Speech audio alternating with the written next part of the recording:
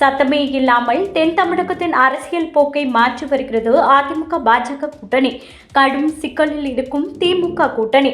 அதிமுக பொதுச் செயலாளர் எடப்பாடி கே பழனிசாமிக்கு பாஜக தலைவர்களான நயினா நாகேந்திரன், பொன் ராதாகிருஷ்ணன் மற்றும் தமிழிசை சவுந்தரராஜன் ஆகியோர் விருந்து வைத்தது தமிழக அரசியலில் கவனத்தை ஈர்த்துள்ளது.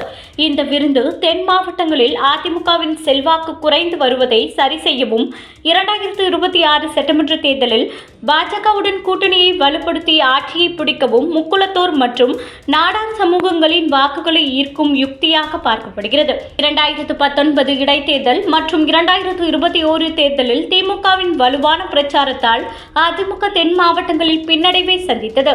இதை சரி செய்ய நயினா நாகேந்திரன் முக்குளத்தோர் சமூகத்தையும், பொன் ராதாகிருஷ்ணன் மற்றும் தமிழிசை நாடார் சமூகத்தையும் பிரதிநிதித்துவப்படுத்துவதால் இவர்களின் செல்வாக்கை பயன்படுத்தி வாக்கு வங்கியை ஒருங்கிணைக்க முயல்கிறது.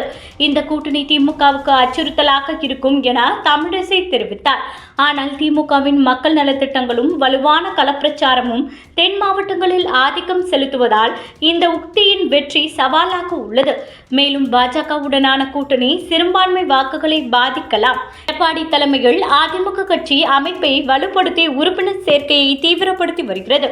இந்த முயற்சிகள் 2026 தேர்தல் உதவலாம் எனவும், ஆனால் திமுகவின் ஆதிக்கத்தை மீறுவது கடினமாகவே உள்ளது.